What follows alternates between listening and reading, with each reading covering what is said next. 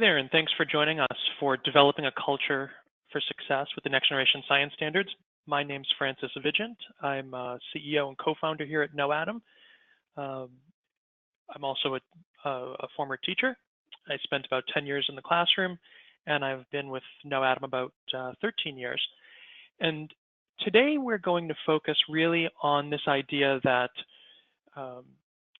culture eats strategy for breakfast, which is a famous quote from Peter Drucker. And we've sort of modified it a little bit, and we're modifying it to say that culture eats strategy and programs for breakfast. And if you've been a teacher or an administrator for any period of time, this is probably something that resonates with at least one of your experiences in the past. And we're going to dive into sort of taking this apart, looking at it from a systems perspective. And the agenda for today kind of falls into these 5 areas. Number one, why is the culture different under the next generation science standards? And when we're talking about culture, we're talking about the culture of teaching and learning in the classroom, in our buildings. How do key elements of implementation reinforce or change culture? And implementation being implementation of these new standards, even programs. And a lot of what we're going to talk about today is going to be something that we can generalize really to ELA, math, any program or any initiative that we're trying to take in a K-12 classroom setting or even a district setting. How does instructional culture affect the classroom? Where does student growth come from, and what does success look like? Okay. Now, if you're here on the live session, there's an opportunity for you to ask questions, and I will do my best to get to those questions as we go along, or at least at the end.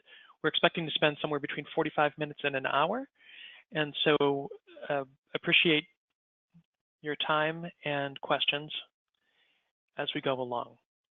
So what do we mean by culture? What we mean by culture is behaviors, values, and expectations. These behaviors, values, and expectations are those that are common among individuals and are acceptable to the tribe. So what do we mean by tribe? What we mean is if you, let's say that you're a principal or a lead teacher. If you take a step back, everyone that you're leading is or is part of your school or your team. Those are your tribe members, okay? So think of tribe as a collection of people who are coming together around common behaviors, values, and expectations. So one of the common ways that we think about tribes being built is thinking about the principal of a building hiring new staff, okay? So if a principal of a building is hiring new staff, they're identifying individuals who have the behavior and values and expectations that are consistent with the team that they've already built, okay? So think about that principal or instructional leader as somebody who is setting and sort of helping refine and champion behaviors, values, and expectations. So culture are those pieces that we connect around, okay? Now, I want to make this a little bit more concrete. So traditional behaviors, values, and expectations really come from that traditional model of instruction, the idea that teachers are judged by their ability to explain concepts to students, and students are judged by their ability to re-explain what they've heard or, quote what they've learned. And so you might say that the behaviors, values, and expectations in a traditional classroom are a teacher who has students that are engaged in listening to them, who are, well-behaved, sitting in their seats, following along, and that we value students listening, we value teachers explaining or demonstrating, and that's what we expect. The expectation is that the teachers explain and the students listen, and we begin to define proficiency this way. Proficient teachers can explain, proficient students can re-explain. Okay, this is sort of the way that those former standards were created, designed, and even former assessments were designed. Now, next generation behaviors, values, and expectations are very different.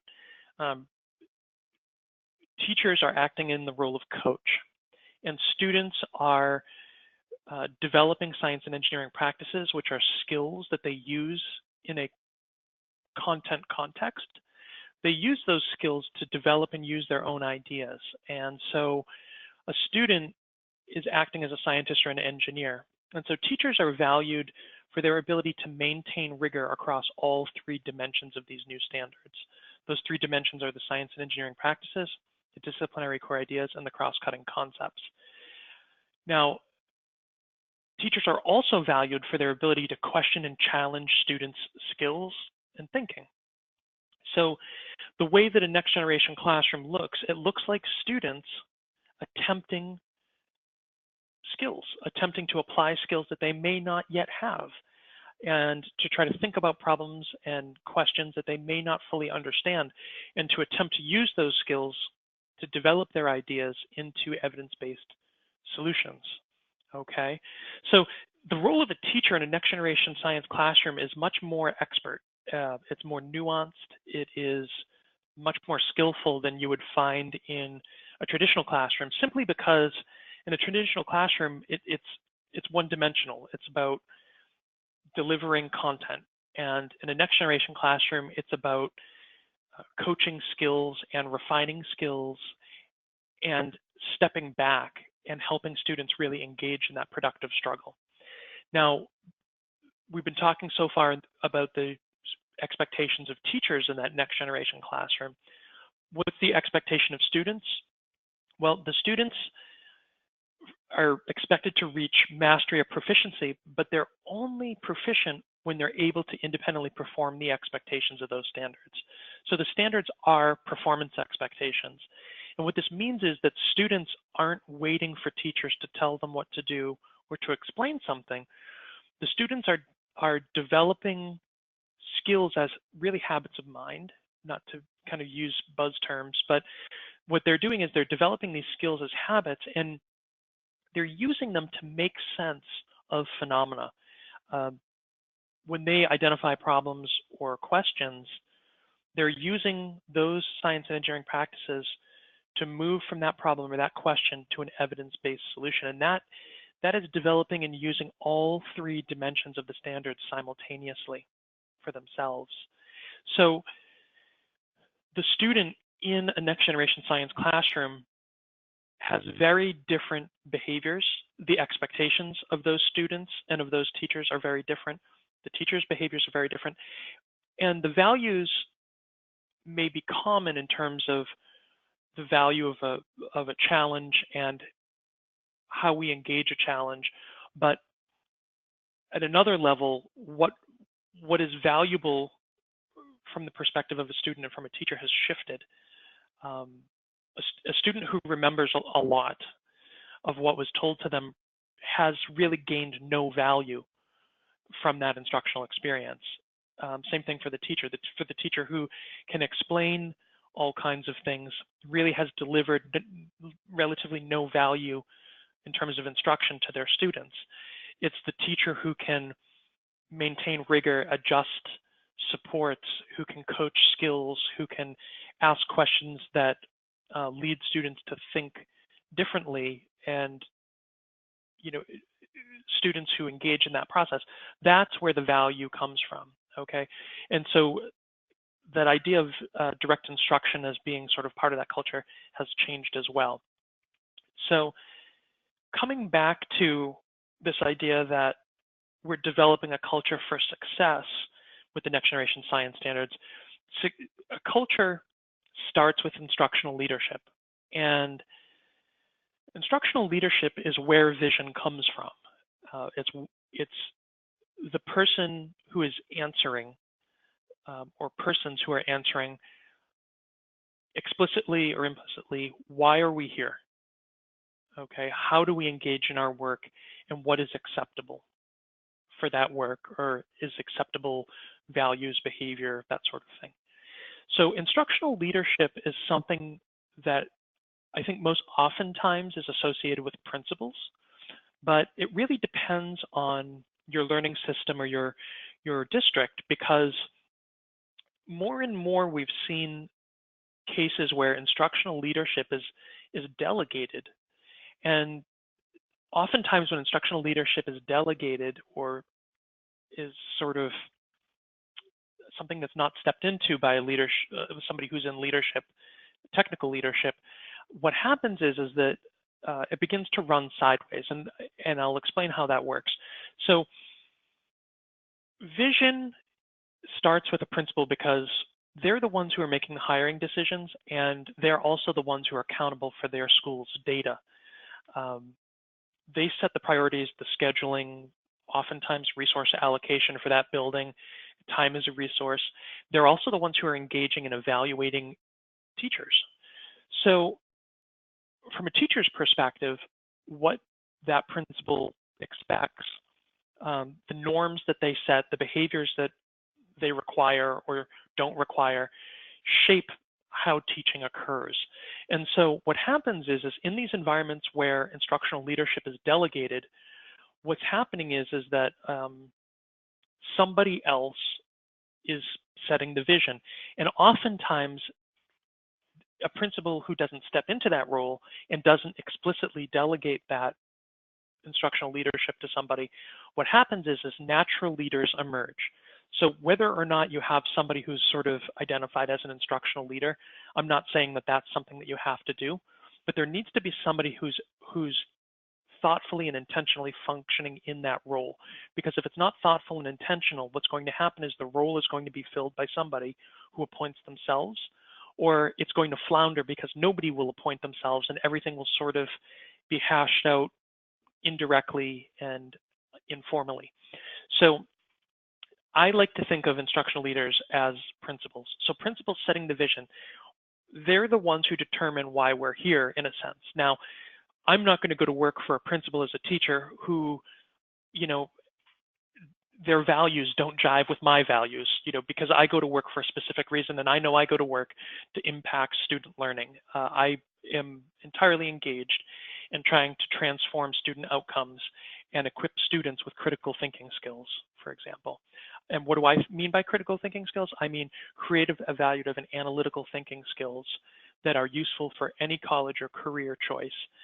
Now, I believe, and KnowAtom believes similarly, that science, technology, engineering, and math is the best way to engage in that work. So that's why we're, as an organization, focused on STEM and equipping classrooms and developing curriculum and all of this. But the same is true for teachers. If we're all here together in the classroom to engage in the work of impacting student outcomes, how is it that we go about that? Is that by giving lots of worksheet, collecting so many grades per week? Is that by having students quiet in their seats? Is it about problem-based learning? Is it about active learning? There are many, many, many different ways to answer how we engage in our work, or how should we engage in our work to be effective at our goal, fulfilling our goal for why we're here. And then that trickles down to what's acceptable in terms of professionalism, but also in terms of classroom environment and learning behaviors, instructional pedagogy.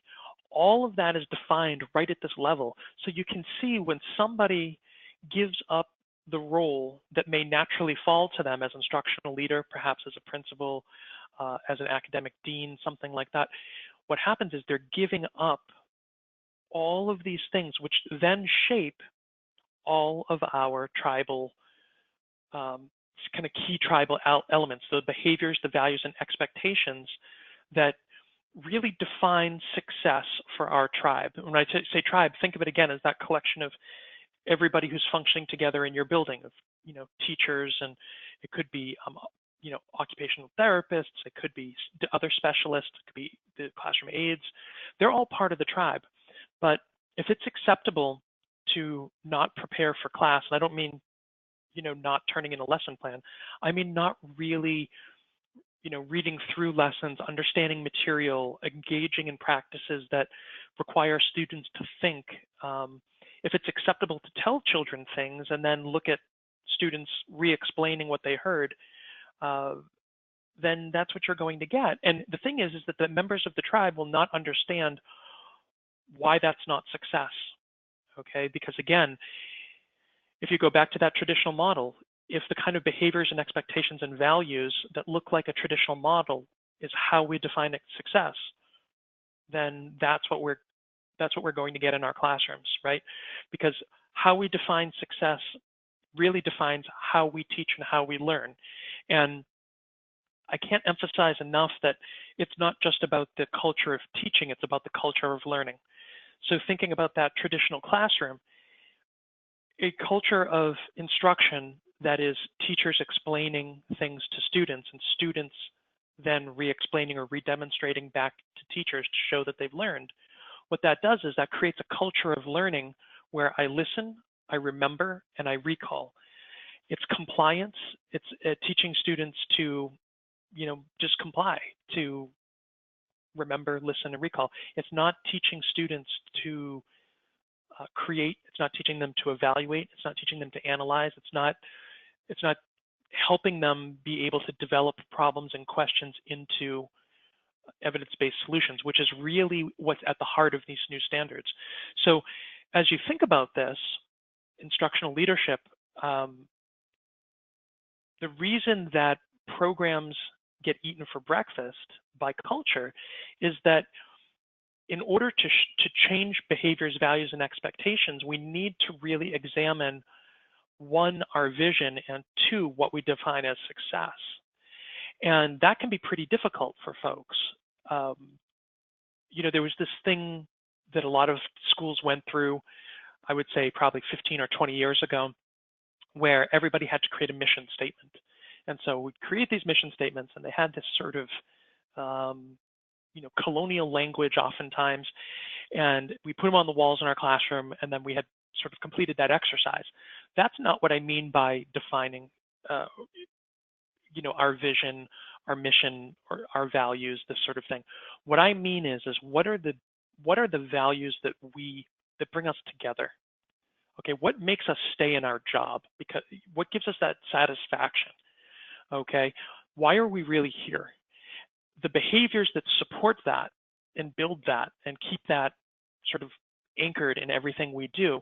And then what are the expectations that we have of ourselves and of our other tribal members that basically, define whether you're part of this crowd or not, okay? So think about that, because if you need to make changes to how you define success in order to be successful at these new standards, it's going to take instructional leadership. And if that's not something that you personally have control over, you need to see or kind of find ways to step into that role. And I'm going to kind of talk about how that culture is reinforced and shaped by the implementation process to kind of give you a bit more of an idea here about how you can step into that role if you haven't done so already, or if it's not your natural role by virtue of your job title. And because the natural role by job title is the one that has evaluative authority over practitioners. Okay, so superintendents tend to have the authority over principals. Principals tend to have the authority over teachers. So that's how the change gets driven most often. And I know there's many schools of thought and other ways of doing things, but it's really bottom up, but it's bottom up through vision. So how is culture reinforced and shaped by the implementation of these new standards, or even a program? Well, the first thing is we have to look at what we define as a program. So what you see on your screen right now is what folks in a very simplistic sort of beginner type setting see as a way of implementing vision. What you do is you have a vision, you find a program, and that program somehow creates an impact. It's very, very simplistic. Now, oftentimes people go through this process and they say, yes, we had this vision, we bought this program, we were expecting this impact, and if we get it, that's success, and if we don't, then the program wasn't successful, okay?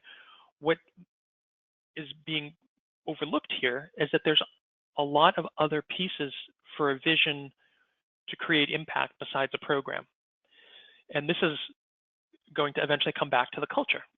So and these are the same elements that shape culture as well. So a program requires professional development. Obviously, if you're going to do something new, then you need to understand what's involved in that new thing. So for example, we have new standards. There is a vision for those standards. They exist, so you might call the standards themselves a kind of program, and they're intended to have an impact. But standards alone don't have an impact without people understanding what are the three dimensions, how are they different, how do they look in the classroom, and so professional development is a big piece. The next thing is performance. So it's not enough to just get professional development around some new program or initiative, but it's important to then take what you've learned in this new program and begin to implement it. And by implementing it, I mean engaging in the work as it's intended. So trying to perform the expectations of the program and the vision.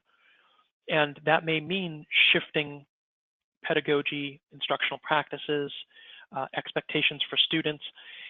And through that process, what happens is we can evaluate how the tribe, looking at the impact, but looking at that performance and that impact in light of how the tribe defines success, okay?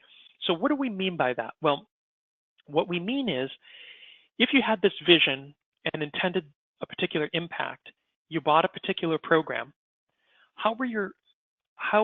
what does that program represent? How does it reflect the vision and how should it be implemented? Okay, that's sort of the professional development process. When we look at performance, now that we actually take the program and the professional development, we begin using it in the field, how is it performing? How am I performing as a practitioner? How are the students performing as learners? What are the actual impacts that are coming out of that in terms of our NWEA or MAP testing, our state standardized testing, whether you have DCAS or MCAS or the CAST system, or there's so many, every state has their own. But at the end of the day, okay, we can look at our own data, our formative assessment, our summative assessments, and just the level of engagement and the rate and development of skills among teachers and students to understand everything we need to understand about an implementation.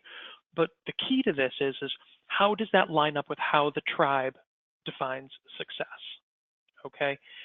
Because if success means one thing, and that one thing is higher standardized test scores at a state level, then you're going to be missing a lot of indicators of issues as well as successes.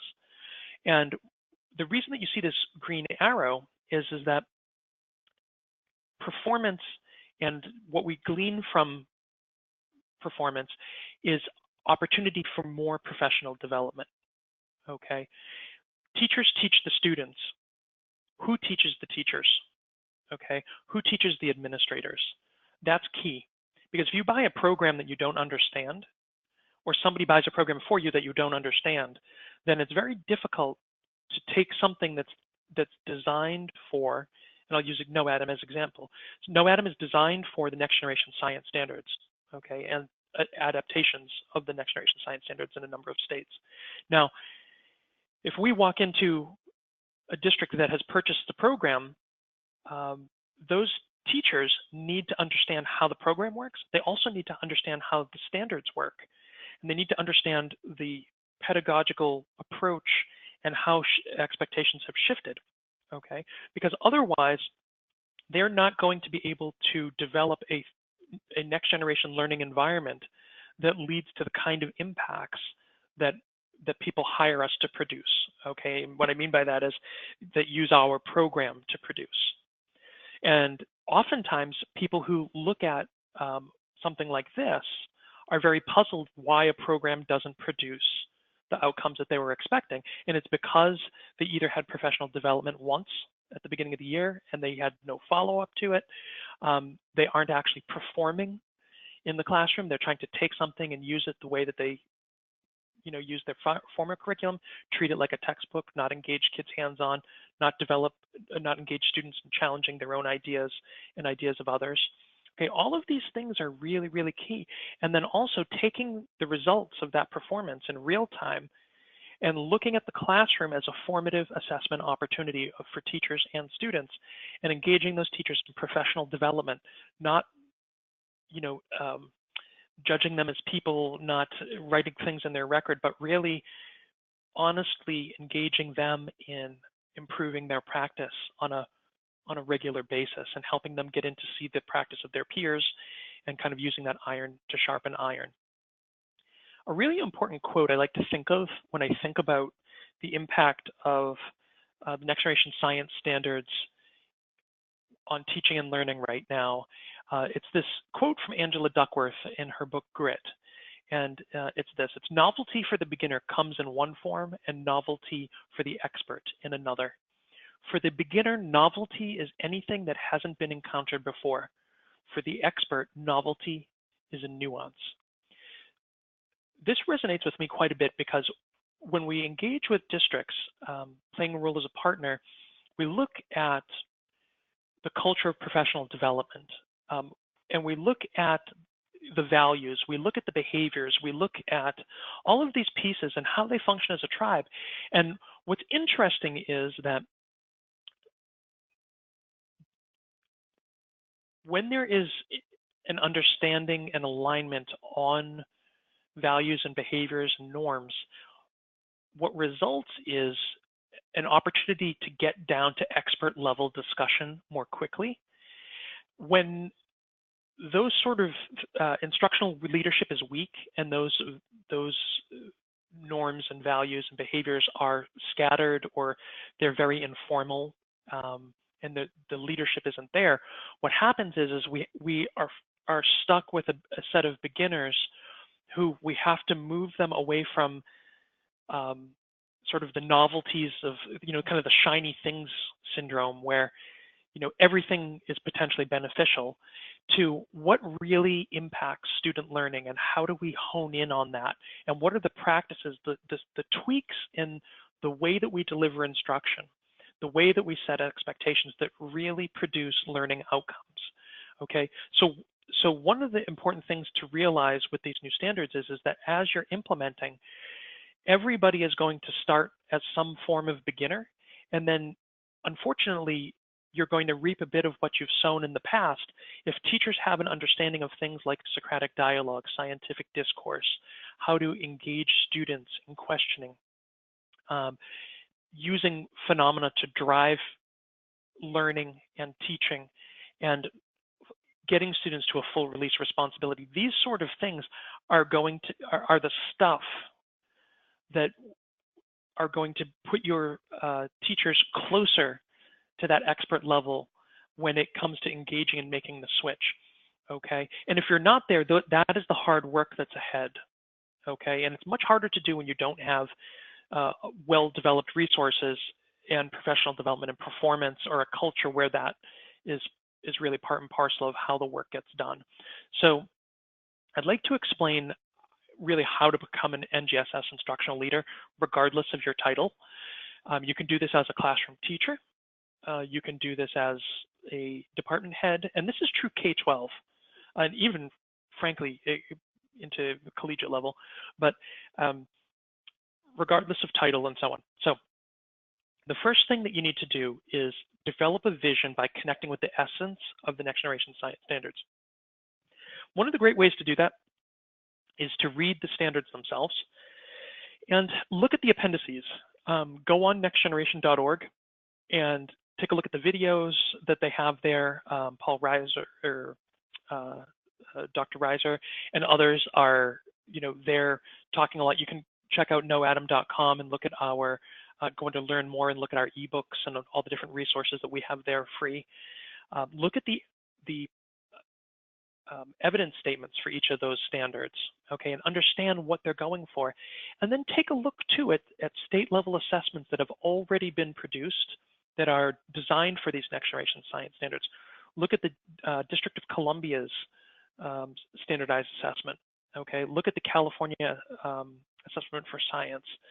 Look at Illinois, okay? You can even look at the New England Common Assessment Program, which is pointed to by the, sometimes it's called the NECAP, N-E-C-A-P, that is really held up by Achieve and others as a model for states to begin designing their next generation science standardized assessments after.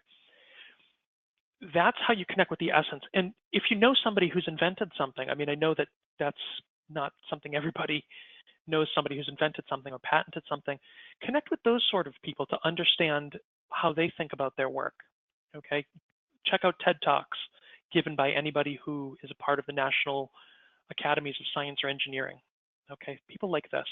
What you want to do is understand at the root why these standards were put in place and why the old standards were insufficient. And it really comes down to innovation. What is the stuff of innovation? Okay. Have a vision for what it means for students to learn in 3 dimensions. We have a black swan problem now. And what's nice on our side is we have clients who are successful and they have examples, and we're able to bring cohorts together and spread that success among other users. But when you don't have a user base like we have, if you're doing this on your own, it's going to be very hard to show others what it means to learn, for students to learn in 3 dimensions. So I highly recommend, finding a partner, finding ways to, pull heads together and try to show what it means for students to learn in 3 dimensions. Empower students in those classrooms with an environment where they can actually learn in 3 dimensions. So what I mean is not covering standards, okay, not trying to teach skills and content and cross-cutting concepts in isolation. It's not possible. If you try to, and if you think you're being successful at doing that, then you probably need to dial back and go back to the essence of those standards and maybe adjust the vision, because it's not possible, and you're going to be disappointed at some point when you start getting feedback, whether it's through standardized testing, whether it's through NWEA or other things. It's really important to invite others to observe and give feedback on student and teacher practices. So thinking about becoming an NGSS leader, it's really important to bring other folks in to see what you're doing and what your students are doing, and get through their lens how you might be able to improve. It's going to be a benefit to them, and it's going to be a benefit to you, creating that sort of discussion and openness among your team, okay? So jumping from here, it's really key. I want to go back to the previous diagram to try to break out some of the elements of how resources support the vision. So as a program, it's important that, oh, you know what, some of my little pieces are not showing up here. As a program, there are different elements. For example, engaging in complex phenomena. If your program is not designed as a year-long progression of units to intentionally nurture students through science engineering practices, disciplinary core ideas, and cross-cutting concepts, you're going to be at a loss. So whatever program you have, it has to have engaging complex phenomena, all right? It also needs to engage students or create a space for engaging students in scientific discourse, which we also oftentimes think of as Socratic dialogue, training them with those tools and techniques. Students should be developing the science and engineering practices as a habit of mind through this program. It should be explicit. It should be documented in there how that's happening. And students should be learning to model their thinking and to be able to investigate or produce investigative phenomena that helps them revise their thinking, actually use their thinking to reflect back on that complex phenomena. And they should be set up to argue from evidence. So set up, what I mean is they should be required to argue from evidence at multiple points through the process that program brings together, okay? And I mean this all authentically. I think that there's a real spectrum of when people think of students being set up. Now, when you move forward into professional development should be aimed at building skills and understanding for effective instruction. So what's involved in that? Well, it should tie NGSS and whatever program you're implementing together and help teachers understand how the two are continuous and how one is accomplishing the other, okay? Secondly, it should be empowering the teachers and learners. So what I mean by this is that hopefully your vision includes teacher and learner empowerment, but the role of professional development is to set teachers up for pedagogical risk-taking and release of responsibility for their students. Think of that as removing themselves from that role of traditional explainer. And it should be empowering learners. It should be giving teachers the permission to have active learning, to have students engage in a productive struggle, to set up the expectations for students that they are going to be engaged in formative assessment as the majority of the assessment, like 80 or 90% of it. And where this comes into play with vision would be things like getting rid of old traditional practices in the science classroom of things like writing a single standard on the board. That's sort of a draconian way of trying to create compliance and getting teachers to cover specific standards on specific days. These new standards don't work that way. So that needs to go away. And teachers will only retire antiquated practices with permission and with permission from whoever that instructional leader is, okay? So that's part of the teacher empowerment and also the learner empowerment. We're going to have release responsibility. Students are going to have to think critically. They're going to own their learning. Whatever decisions they make, they're going to own those decisions through to the conclusion, okay, of what they do. And they're going to be expected to argue from the evidence they collect. Professional development should also be connected and continuous. You shouldn't have 10 professional development sessions that are sort of disparate and, by different providers and, that sort of thing. It's one thing if you're honing in on a specific technique. It's another thing when you think about how, what are the expectations of this program, how it connects to these new standards. And when you think about launching a program, how are you following up on that launch? Okay, how is it that the results of what people took away from the professional development actually went to the classroom and performed? How is the results of that performance being incorporated into professional development so that when we look at things like performance, we can refine our professional development based on the performance of students and teachers in the classroom, okay? Because there may be need for more explanation, there may be need for more practice, there may be need for more visuals or learning walks, rubrics. There can be all sorts of things that come up, okay? Performance, so key thing to think of here is as students and teachers, we learn the practices by engaging in the work, right? So teachers engaging in the work and students engaging in the work. So it's important that performance is always looked at from a student's perspective, okay? So a pedagogical technique, what is that, what does that communicate to students? How does that engage students? What is it actually asking of that student? And vice versa, as a student, do I understand my role? Do I understand the expectations? Why am I, giving the answer that I'm giving? Performance should also be formative. So back to that idea of professional development and classroom performance as being a formative opportunity. A lot of times, when we think about something like leadership, instructional leadership, and something like principal roles, when we go on learning walks as principals, it's something that should be formative. It should inform us about our vision, about how we're communicating that and its effectiveness, how it's reflected in the classroom, and vice versa. It should inform the practitioner of how effectively they are reflecting that vision in the classroom and changes that they could make. So basically, it's tweaking how we're engaging in the work. Teachers mirror that same sort of process with students, okay? Engaging students in formative assessment to better understand their own instruction and for students to better understand what it means to learn well, okay? And as you see, we're working our way towards how the tribe defines success. So performance needs to be three-dimensional. It's not just a content thing. It's not just a standards thing. It's not just a cross-cutting concepts or disciplinary core idea thing. It's something that encompasses all of those.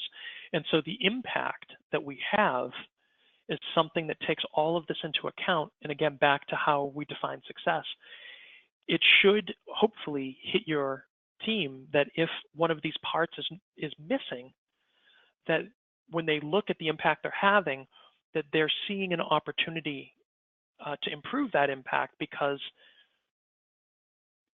anything less than 100% is an opportunity to improve. But if the performance isn't there, they should be dialing back, like looking at professional development, looking at the program, looking at the vision. And a lot of times what we find is that it's not for lack of these parts. It really comes down to things like communication, clarity, consistency, and really developing leadership at all levels. And I don't have time to go into that now, but it's really what it comes down to. It's important that you recognize implementation as a growth process. And three big questions that you have to ask yourself as you're implementing these new standards, or some program as a part of that. And it's not just specific to science and engineering. I think you can generalize this to all areas of instruction. But you have to ask yourself, who are your partners in growth? The partners in growth are your teachers, your administrators, your students, your resource providers, parents, and community members. And then when you look at your partners for growth, if your growth isn't where you want it to be, what combination of these folks may need help, okay? Or who's not pulling their weight? Who's not in line with the vision? How do we communicate with those folks? And I'll tell you, this happens all over the place.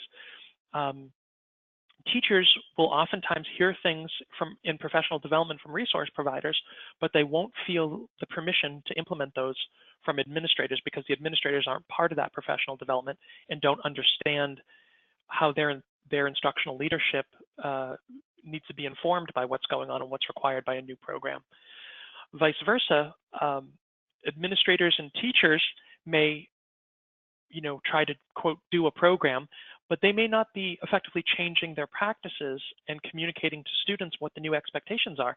You have to understand, a student who's an 8th grader, who's gone through learning in a traditional model for their entire life, their sort of academic career, under these new standards, and if you have a truly next generation design program in place, what's going to happen is that the expectations on them are going to change. So if you're not communicating those expectations with students, then you're missing out you're missing an important partner in that growth process. Okay, we have to recognize that we're engaged in a productive struggle, and that challenges are fun, but they're only fun if we're approaching them in the proper way. And I mean that not in a how you do something, but I mean in terms of as a team. We're not supporting each other. Parents and community, this is the hardest one sometimes to engage, because socioeconomics can play a big role. And frankly, not every child's, may have a parent or guardian who's active in their academic life. And, communities have various levels of resources with community partners. And, the same challenges can be faced in affluent communities as well as in communities that are the antithesis of affluent. But the key is that we're reaching out to engage community members and parents, whoever's playing that parent role as a stakeholder. Because whether it's a mother or father, or whether it's a state body, or whether it is a brother or sister, or an aunt or uncle, or a grandparent, there is going to be somebody who this child who they're in the care of this individual, and that individual has a vested interest in this child's success at some level. So trying to build on that is key. And community partners can be people like those you find in after-school programs that are, in third-party locations. They want to be just as effective as teachers want to be effective. So reaching out and trying to support them in understanding what's going on in the classroom, what these new standards are about, is going to help engage them in supporting the efforts that are going on in the classroom. So all of these are parts of implementation.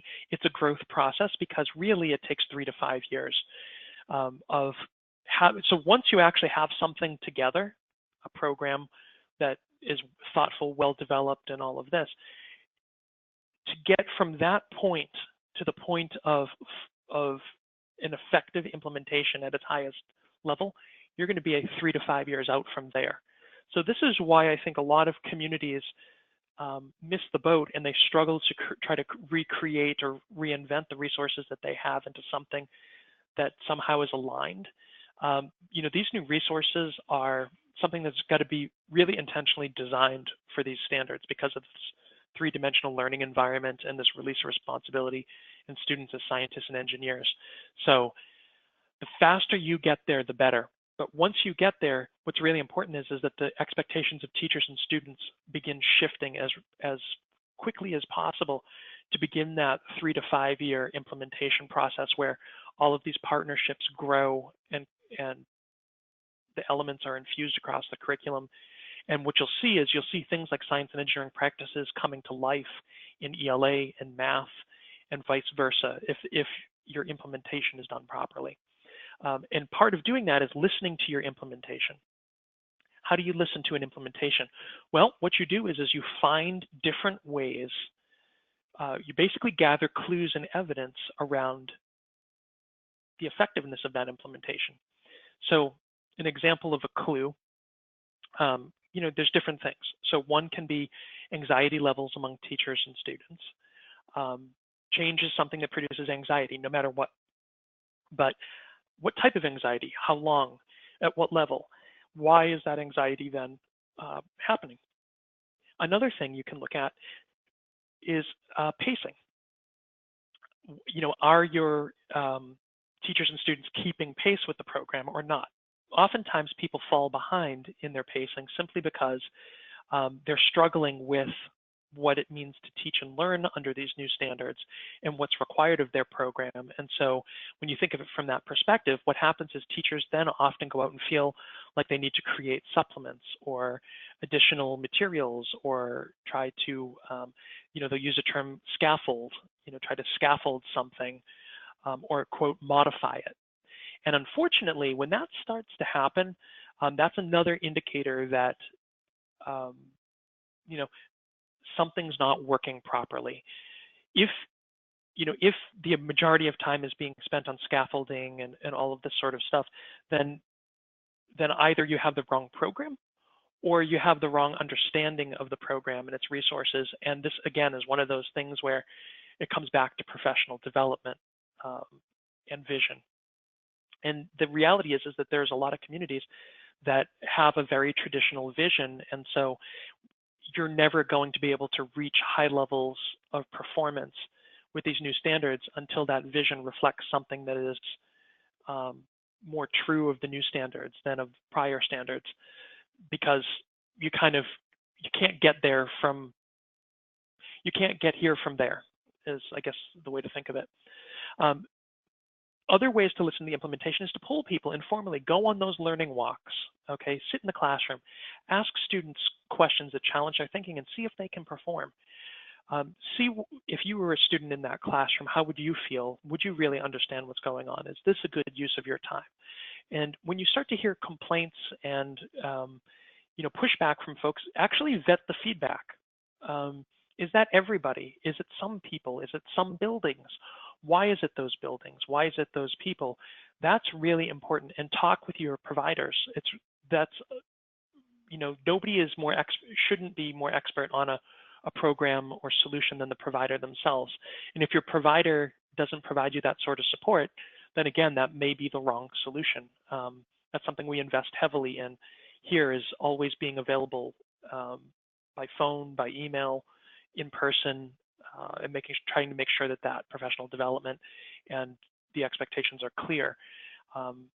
Lastly, what does success look like? So remember, when we go all the way back to instructional leadership, how the vision defines our behaviors and values and expectations is how we define success as a group of educators in our school building, in our district, kind of scales up and down. And so how we define success is a result of those values, but what success looks like is going to be consistent with that definition.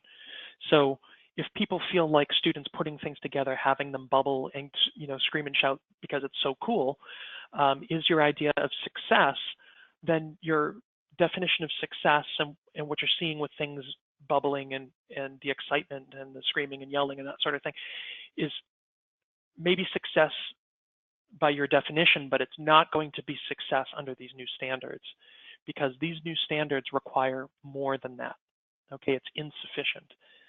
And so success criteria, and this is really where you come to that backward design, this is what it really means. It means that your definition for success is in line with the vision for your school and also of the standards themselves, right?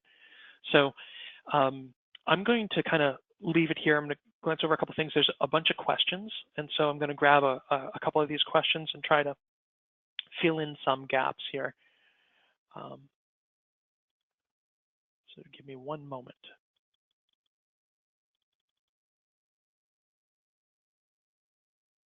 Okay, so somebody has asked, how is the tribe's input taken, incorporated in how the tribe defines success?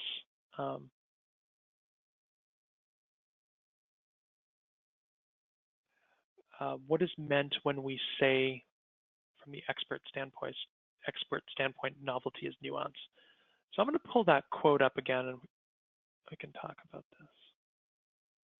Okay. So what is meant by novelty is nuance? Basically, what it means is, think about maybe like in the case of medical care, okay? I'm not a physician. I'm not qualified to diagnose and treat any illness or disorder, medical illness or disorder. And so if I was starting out, trying to treat something as a layperson, I would probably try lots of different things. I would try this pill or that pill, maybe this device or that device, this surgery or that surgery. And, through that engagement, I would look at anything that was new that I hadn't seen before that had the potential that I thought had the potential to solve the problem as something I might engage, okay?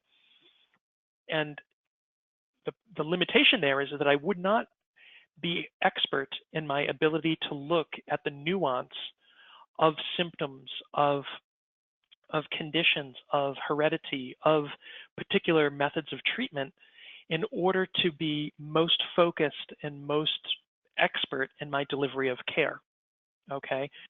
So for an expert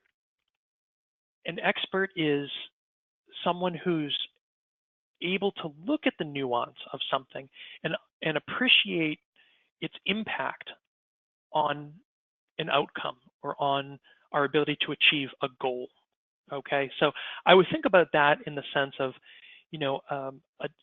if back to the physician model, an expert physician and physicians develop areas of expertise, right? We have specialists. They are able to look at a particular body system or organ or symptom and really diagnose based on little subtleties that other people wouldn't pick up on in blood data or in scanning and these sort of things, to be able to match a condition to its best, most likely course of treatment, most effective. And so that's why experts are experts. They are more, in some ways, they are more effective more quickly, and they are able to appreciate the nuance and use nuance as a way of engaging a problem, okay? And so that's why, when you look at this quote from Angela Duckworth and Grit, I look at the next generation science standards and people's implementations, and you can look at one implementation among real beginners and systems where is under investment sometimes in professional development and in materials and quality curriculum, in continuity of professional development, such that when something comes in or purports itself to be next generation designed or aligned or whatever, you know, the more flashbang, the better. And so there's a lot of struggle that goes on. Okay. Now the reality is that for beginners to become experts, oftentimes the struggle is involved, right? Just like the physician, you know, you have to see a lot of patients. You have to see a lot of symptoms. You have to engage in a lot of treatments in order to hone your practice, right? To become an expert. And the same is true for teachers. You know, in order to understand the impact of pedagogy in slight nuances and the way that you engage students or the quality of a program, what makes one resource better than another, you know, that takes engaging in a lot of resources and asking a lot of questions. And unfortunately, and I have to say this from experience of being in hundreds and hundreds of classrooms across the country and even around the world, people do not ask, you know, a lot of thoughtful questions. And I don't know why. But the reality is that I think it's a symptom of the times that we're just not, there's not a critical mass of experts in these areas such that the discussion of the nuances is something that even oftentimes comes up naturally as it would in other areas. And so that's why having expert providers as partners, and that's one of the roles that we've played over time.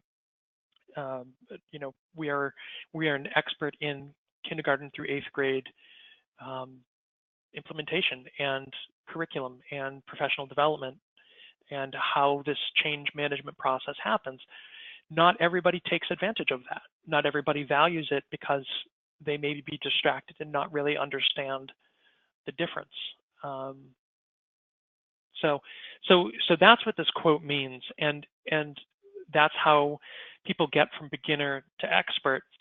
But it's pretty much a non-starter if there is no instructional leadership. If there's no vision, and if there's nobody who's stepping into that place, because the reality is that change is driven, I think, most oftentimes by teachers, and it's those teachers who have the vision and the values and so on. Who brought that team together oftentimes, you know, is responsible for getting that going. Teachers sustain it, or principals sustain it, and it's sort of like a bit of a ping pong back and forth. But it's unfortunate when the culture in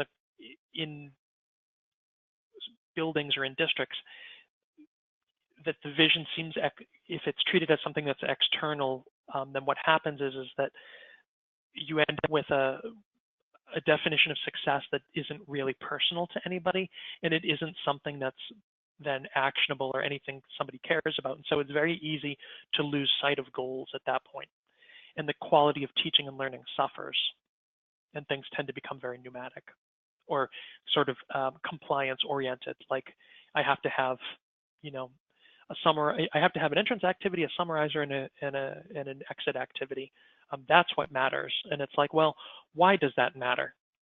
Why do we value that? Is that a behavior or an expectation that really promotes and produces the kind of student outcomes that we want because that's what we value? Okay. Or is there a better way, a better means to that end? And so that's how sort of end users inform this process, because as instructional leaders, as teachers, you know, we need to be bold enough to go back to our principal and say, hey, you know what, the schedule you've made is not supporting teaching and learning the way we want to. And it's on that leader as a leader to then take that feedback, vet it, and say, you know what, how do we make that change? How do we do what's necessary to achieve the things that we value? Because this is what we expect of our students. This is what we expect of ourselves. And a schedule is not going to get in the way of that. Okay.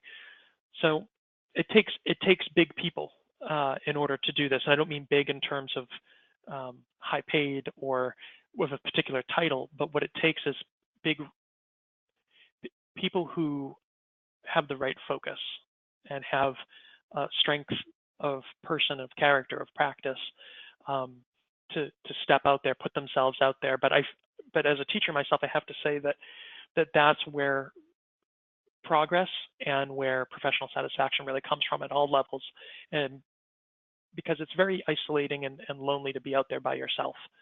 And that's one of the reasons why, again, culture is sort of self-reinforcing, and we talk about culture eating something for breakfast, whether it's a program or a superintendent or, anything, an initiative, a set of standards.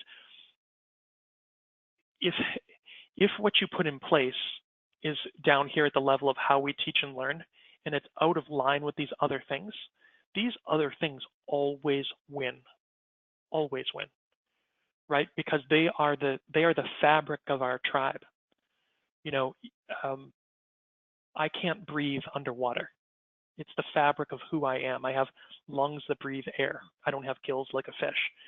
So if I am required to do something that requires breathing underwater, there's no way that I can do that.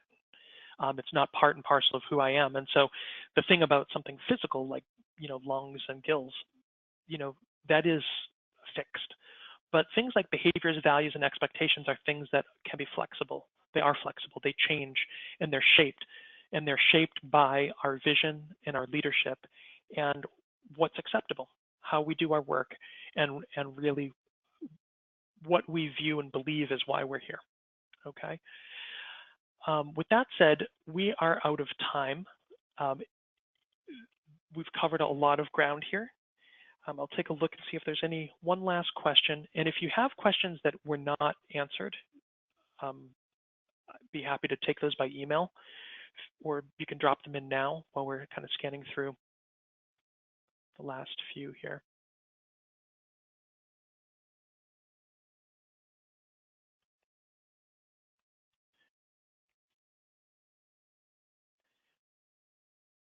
Okay, so I guess the last question that we'll address is where growth comes from for students and teachers.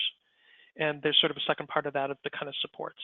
So where the growth comes from, it's engaging in the work as teachers and as students, okay?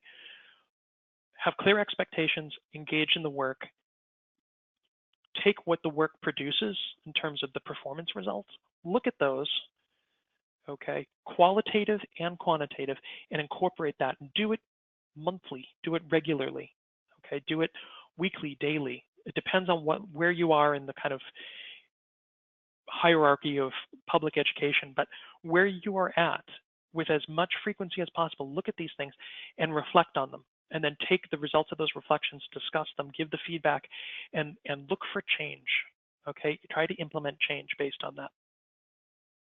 And the same is true for students. Engage them in that same sort of process of considering their work, reflecting on it, and incorporating changes right away to be able to implement as a student what it means to learn well. Okay, and this is what's at the heart of formative assessment.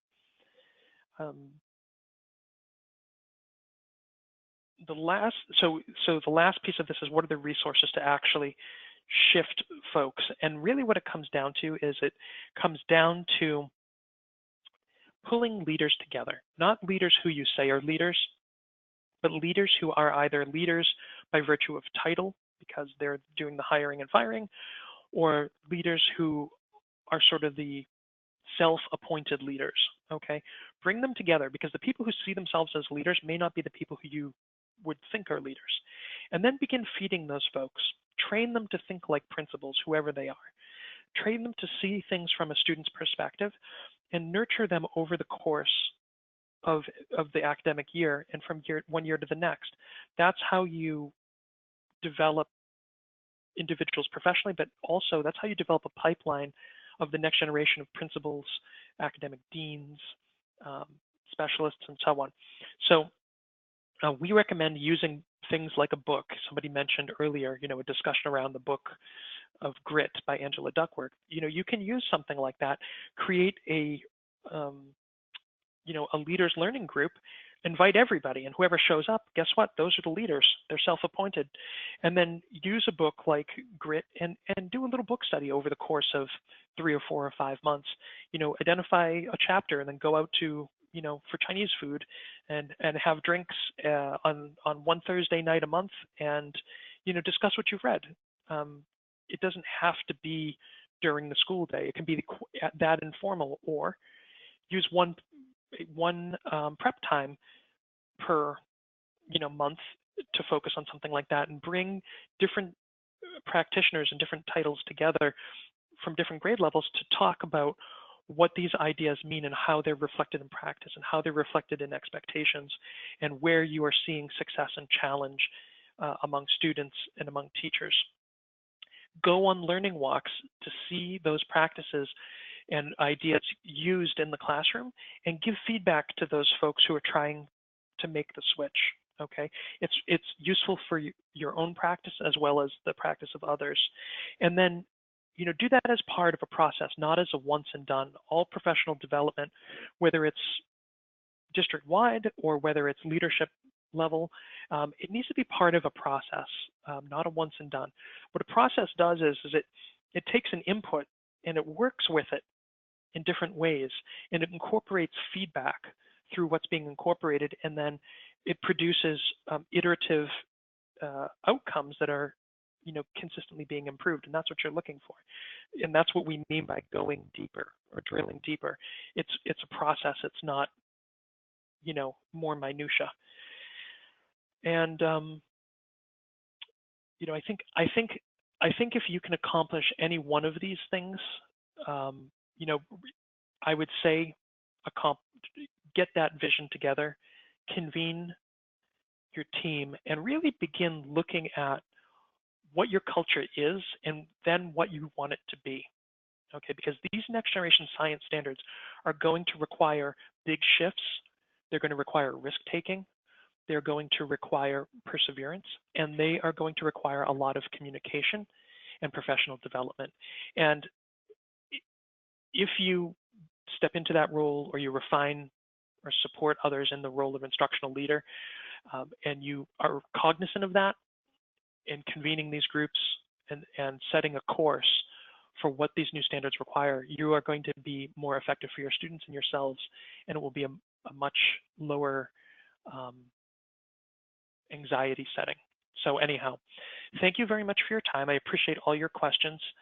And there has been a couple other questions in here. I'm going to sign off, but two other quick questions that I was handed here. One second. What is the first step in professional development for teachers? The first step in professional development for teachers is, I would say, engaging them in what these new standards require. And if you already have a program, then what you need to do is go through that program and understand how that program is designed for these new standards. If you don't have that, and it's something that's, say, self-made resources from years past, then you got to get right down to work on those standards and understand them, because chances are you're going to have to find a program that's horizontally and vertically aligned to achieve specific goals that your past programs could actually accomplish.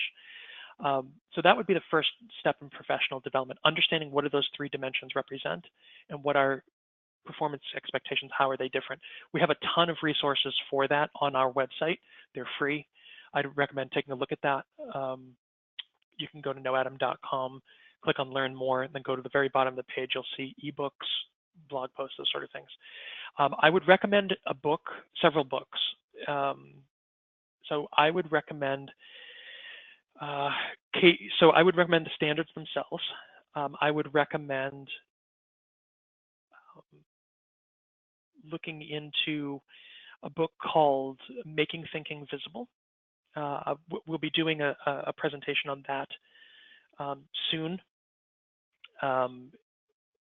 It's a great book. There's also, by the same author, Richard, How to Create a Culture of Thinking. I believe it's eight steps to creating a culture of thinking. But anyhow, those two books kind of go hand in hand. I'd recommend that as well. And I think what's really important is to have transparency among teachers and among teams around what's required and the kind of shifts and the kind of timelines that are realistic. The reality is you have to act now because the children need you now. They need these impacts now, but you have to be realistic about what acting now means. And there's really no other way other than to act now. What it means is it means that things are going to be somewhat uncomfortable. There's going to be a lot of learning. There's going to be a lot of changes, and we have to expect that. It's okay. If you try to become an expert without actually practicing anything, then it's no use. You cannot have expertise without experience. And so you're fooling yourself, or your team is fooling themselves if they think that there's some way to study your way to expertise. It just doesn't happen. You have to actually, it's three-dimensional. You have to develop the skills while attempting to apply them in the real life situation. And so those are the books I'd recommend. Look at the standards themselves. Go on to the National Research Councils. There's some publications in the National Academy Press. There's several of them around assessments as well as the standards.